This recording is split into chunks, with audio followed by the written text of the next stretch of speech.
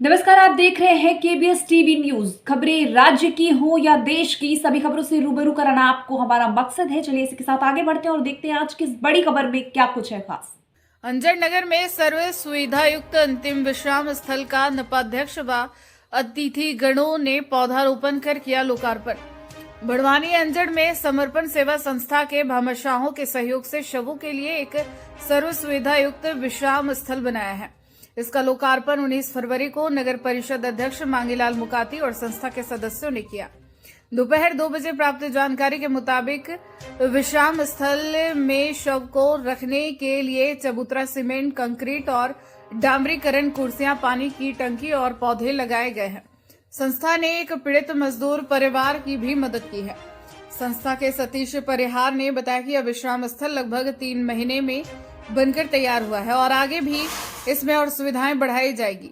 इस दौरान नगर परिषद अध्यक्ष मांगीलाल मुकाते, पार्षद कार्तिकेय चौहान, टीकम मंडलोई, संस्था सदस्य देवेंद्र यादव, राजू प्रजापति, गिरीश चौहान, अजरुद्दीन मंसूरी, विमल शर्मा आदि उपस्थित रहे। अंजड़ से देवेंद्र यादव की रिपोर्ट।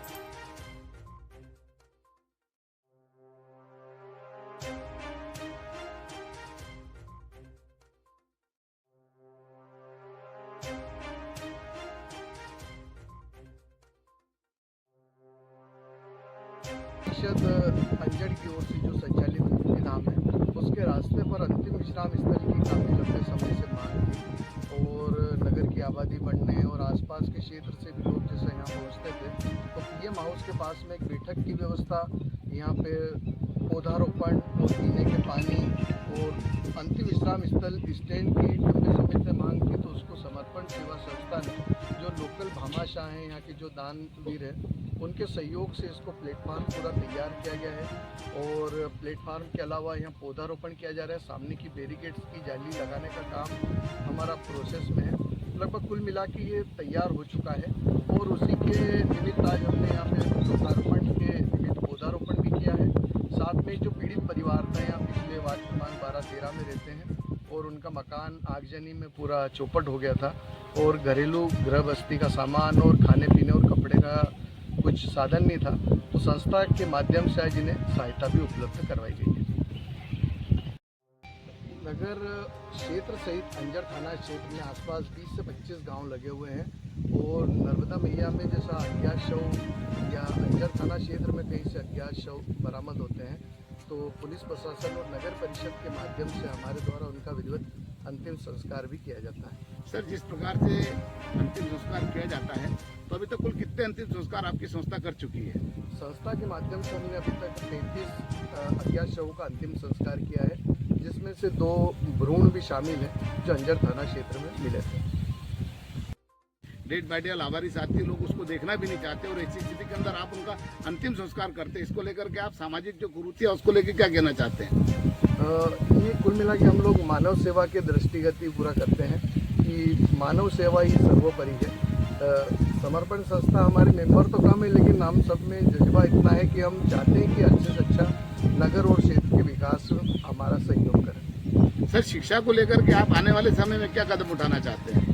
शिक्षा का वैसे तो बेसिकली मध्य प्रदेश सरकार और केंद्र सरकार बहुत अच्छी योजनाएं ला रही है, तो हम तो यही चाहेंगे कि ज़्यादा से ज़्यादा बच्चे प्रेरित हों और सरकारी जरूरी नहीं है कि कोई प्राइवेट में ही पढ़ के अपने परिवार नाम और क्षेत्र का नाम रोशन करे। प्राइवेट स्कूल के अलावा जो गवर्नमेंट की स्कूल है, उनमें भी काफ़ी योजनाएं हैं जिनसे लाभान्वित होकर बच्चा आगे बढ़ सकता है।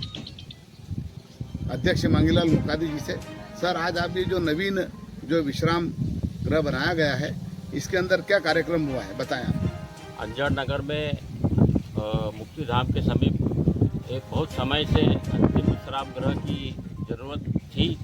अंजड़ की एक संस्था जो जन सहयोग से अपना कार्य अच्छी तरह से कर रही है, समर्पण सेवा संस्था के द्वारा इस अंतिम विश्राम गृह स्थल का निर्माण किया गया। उसके अंतर्गत आज सभी रहवासियों ने, नगरवासियों ने और समर्पण सेवा के प्रमुख श्री सतीश जी परिहार के नेतृत्व में आज पौधारोपण किया गया और ये अनुकरणीय पहल अंजड़ नगर में काफ़ी लंबे समय से ज़रूरत जिनकी थी और जन सहयोग से ये संस्था नगर हित में अन्य कार्य भी कर रही है। इसी के अंतर्गत पिछले दिनों वार्ड क्रमांक 12 में एक अत्यंत गरीब परिवार में आगजनी की घटना हुई थी, जिनमें परिवार का सारा सामान और उनका झोपड़ा जलकर राख हो चुका था।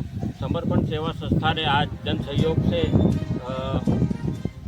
उनको दैनिक ज़रूरतों की चीज़ों का वितरण आज और आर्थिक सहयोग दिया गया। और मैं नगर परिषद की ओर से अभी मैंने तहसीलदार महोदय से बात की है। इनका प्रकरण आगजनी का दर्ज हो चुका है। कुछ ही समय में उन्होंने आश्वस्त किया है कि इन्हें शासन की ओर से आर्थिक सहायता प्रदान की जाएगी।